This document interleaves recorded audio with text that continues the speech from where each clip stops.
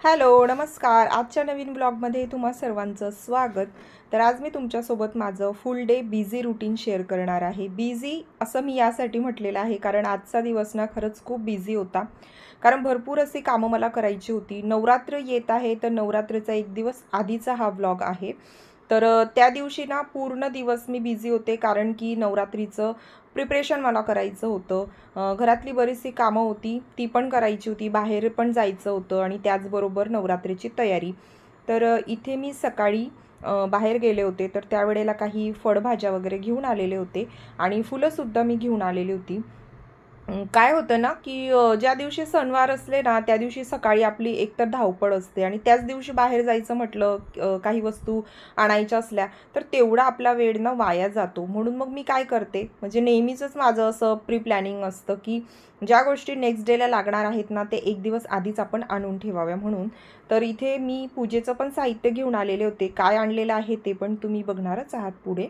तर इथे छान अशी फुलं घेऊन आलेली होती. आणि फुलांच्या बाबतीत पण तेच सांगते, की सकाळी छान फ्रेश मिळतात. पण मग काय होतं ना, की सकाळी-सकाळी गेलो म्हणजे आताही फ्रेश आणलेली आहे मी. पण सणाच्या दिवशी गेलो तर वेळही जातो आणि एक गोष्ट आहे, की सणवार असते ना, की त्यावेळेला फुलंसुद्धा खूप महाग मिळतात. म्हणजे नेहमी ज्या क्वांटिटीमध्ये आपल्याला मिळतात ना, तर त्यावेळेला ती क्वांटिटी कमी होते. म्हणजे तेवढ्याच पैशांमध्ये कमी फुलं मिळतात. तर मग असं होतं. म्हणून मग मी नेहमीच काय करते, की एक दिवस आधीच असं आणून ठेवते. आणि जाण्या-येण्यामध्ये पण आपला बराच वेळ वाया जातो. मग तेवढ्याच वेळामध्ये आपली दुसरीही कामं होतात. म्हणून मी एक दिवस आधीच असं सगळं करते. आता इथे फुलं म्हणजे नेहमीचीच माझी सवय. फुलं चांगले म्हणजे जे खराब फुलं आहेत ते बाजूला काढून घेतली आणि जी ताजी फुलं आहेत ती ठेवते मी. मी अशीच ना चेक करून घेते कारण बऱ्याच वेळा फुलांमध्ये ना असे कीड वगैरे असतात, कीटक वगैरे किंवा अळ्या असतात आणि फुलं कसं फ्रीजमध्ये ठेवायची असतं. फ्रीजमध्ये आपलं सगळंच ठेवलेलं असतं. म्हणून मग मी दरवेळेला फुलं आणली ना थोडं पाण्याचा असं शिंपडं करते कारण फुलं तर धुता येत नाही, मग ते सडून जातात म्हणून.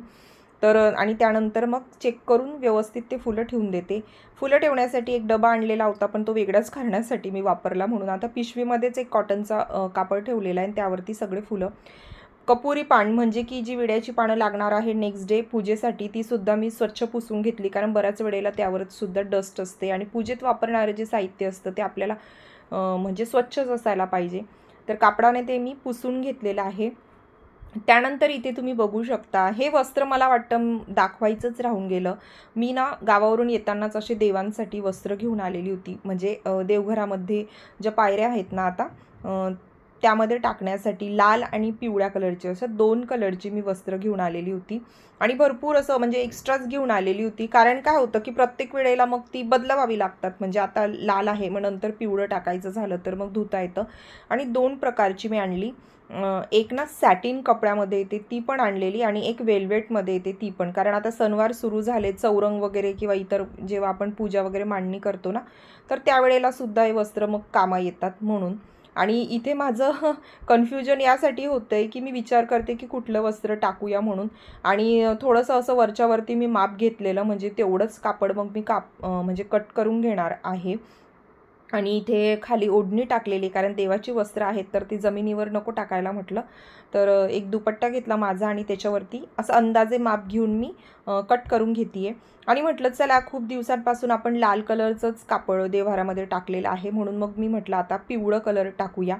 नवरात्राला सुरुवात होत आहे तर म्हटलं चला आता सगळं पिवळं. आणि ही बघा ही आहेत ती वस्त्र जी मी आणलेली आहेत. तर ही जी दाखवते ना हे मी आता काढून घेतलेलं मापानुसार मला जेवढं पाहिजे होतं तेवढं. नाही बाजूला काढून ठेवलेलं आहे. आणि हे जे आहे ना हे पिवळं वस्त्र मी दाखवते तुम्हाला. तर हे सॅटिनचं आहे. तर खूप छान वाटतं. सॅटिनचं कापड म्हणजे असं शाईन करतो आणि देवघरासाठी जी वस्त्र लागतात तीच आहेत ही. एक स्पेशल दुकान आहे तिथूनच मी घेऊन आलेली आहे. मला आता एक्झॅक्टली आठवत नाही आहे मी ती कितीला आणलेली आहे. पण मला वाटतं 2-2 मीटर 1.5 मीटर 2 मीटर अशा आसपास मी ती घेऊन आलेली होती. तर इथे हे वेगळं काढलेलं आहे. उद्याच्या दिवशी म्हणजे नवरात्रीचा दिवशी मी मंदिर वगैरे सगळं क्लीन करेल आणि त्या दिवशी मग हे वस्त्र मी तिथे टाकणार. त्यानंतर मग हे जे दाखवते ना हे बघा वेल्वेटचं आहे. तर वेल्वेटमध्ये पण सेम 2 कलर मी घेऊन आलेली आणि एक्स्ट्राच घेऊन आलेली आणि इतकं छान दिसतंय ना हे.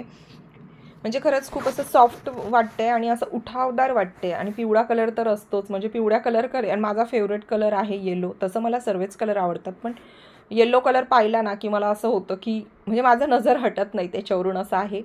तर मग पिवळाही घेतला आणि देवाला लाल, असं दोघंही वस्त्र मी घेतलेले आहे. कट करून घेतले सगळं कापड आणि बाकीचे मग ठेवून देणार आहे.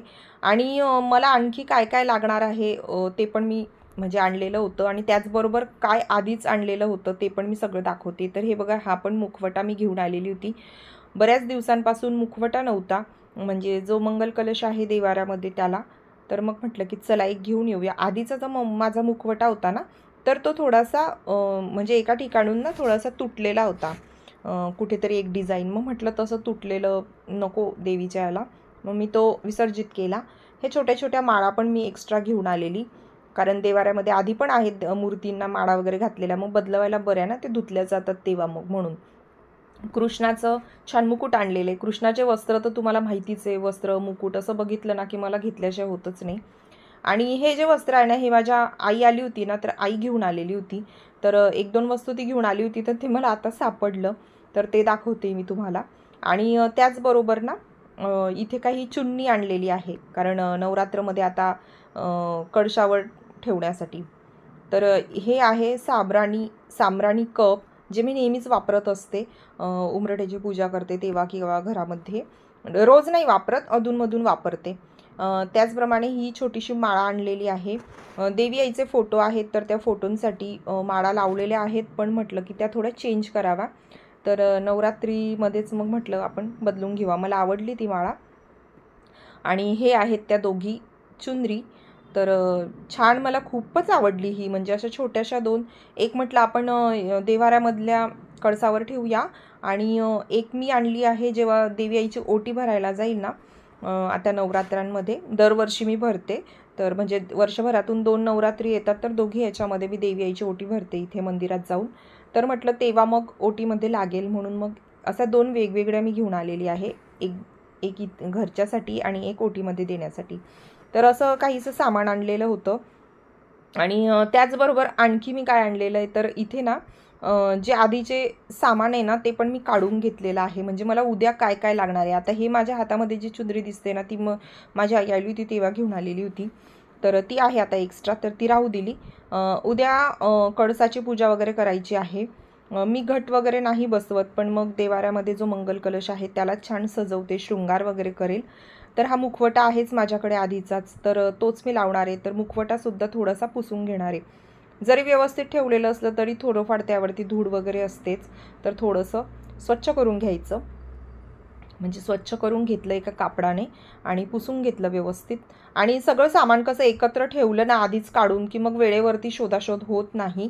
नाहीतर मग एक वस्तू सापडते, कारण पूजेचं साहित्य कसं आहे की आता नवीन देवघर आहे, नवीन देवघराच्या खाली ना ड्रॉवर पण आहे, पण त्या ड्रॉवरमध्ये कसं ना ज्या रोजच्या वस्तू मला लागतात त्याच ठेवते मी. इतर जे काही देवपूजेचं सामान आहे ते एका छोट्याशा वेगळ्या कपाटामध्ये ठेवलेलं आहे.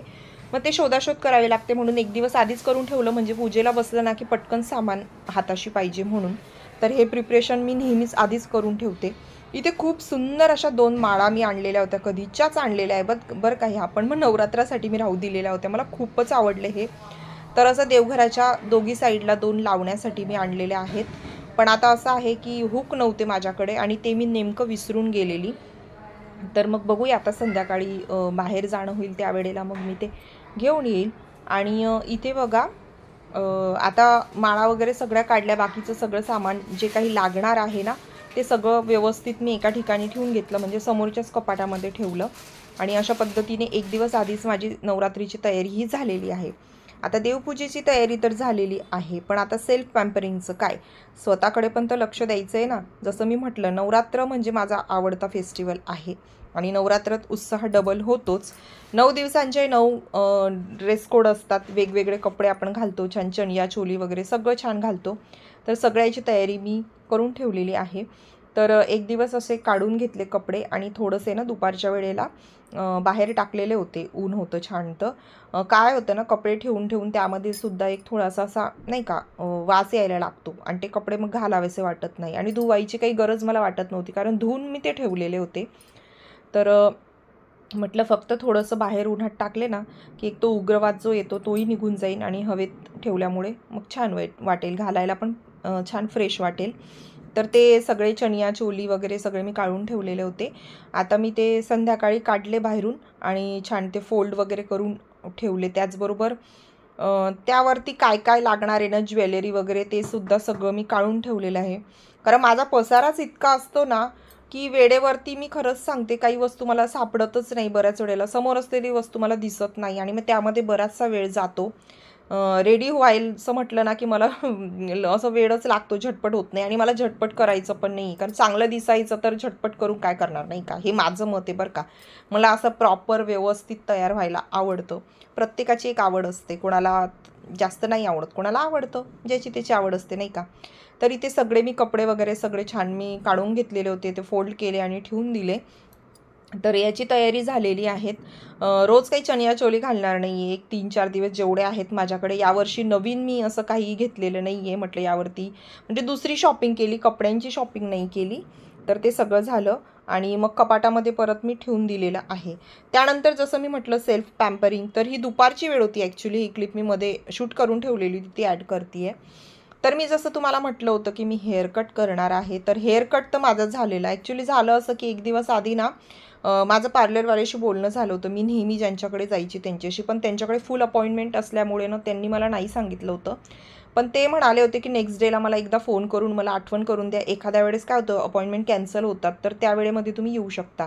आणि तसंच झालं. संध्याकाळी ना 5 वाजता त्यांचा कॉल आलेला मला की संध्याकाळी 6चा जो टायमिंग आहे ना तो खाली आहे, म्हणजे त्यावेळेला नाही आहे कोणी, तर तुम्ही जर येऊ शकत असाल तर. आणि मी लगेच हो म्हटलं.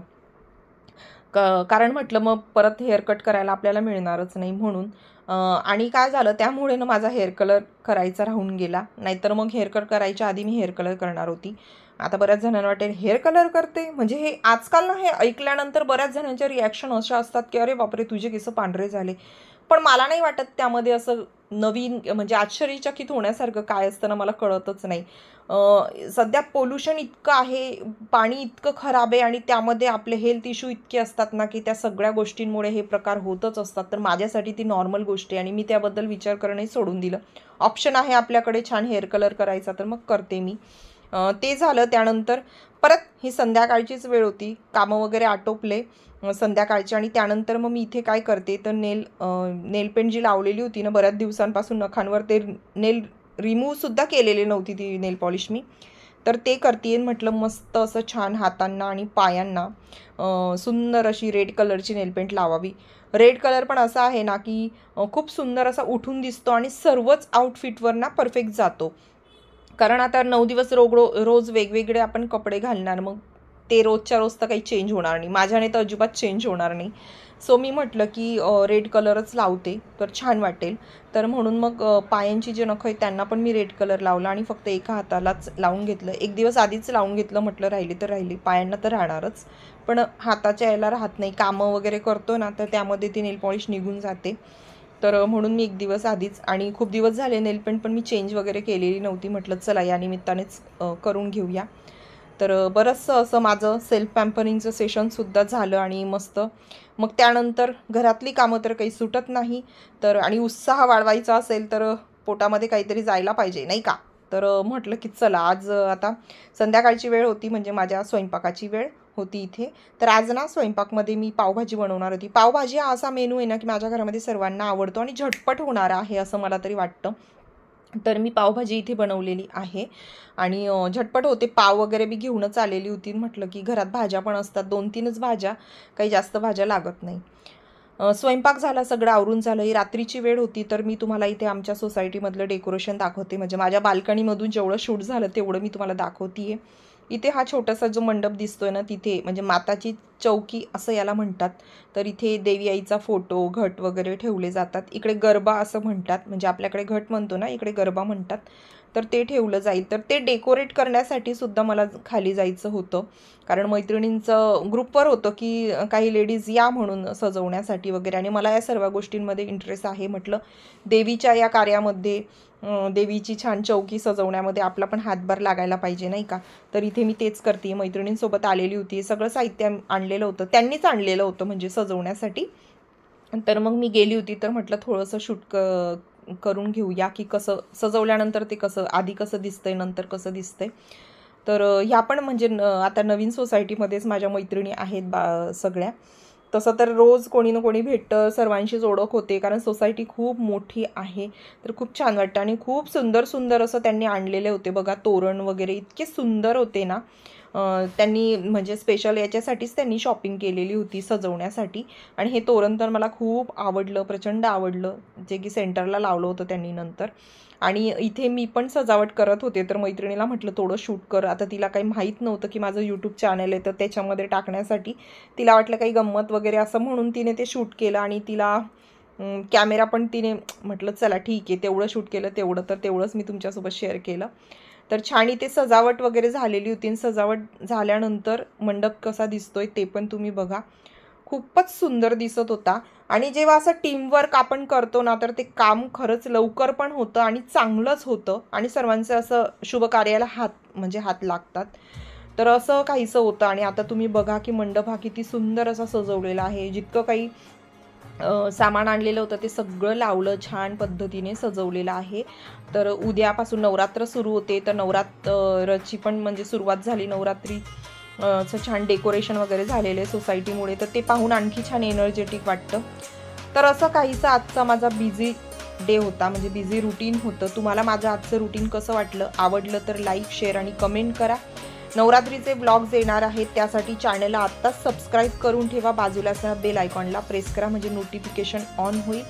आपली भेट होईल आणखी एका छान छान नवीन ब्लॉगमध्ये. तोपर्यंत काय करायचं आहे, मस्त खायचं, मस्त राहायचं. आणि सगळं करत असताना माझे व्हिडिओ मात्र बघायला विसरायचं नाही. आणि हो, लाईक करायला कंजूसी करायची नाही. तुमचे काही सजेशन असतील तर ते सुद्धा तुम्ही कमेंट करून माझ्यासोबत शेअर करा. चला, लवकर नेक्स्ट ब्लॉगमध्ये भेटूया. तोपर्यंत सर्वांना टेक केअर अँड बाय.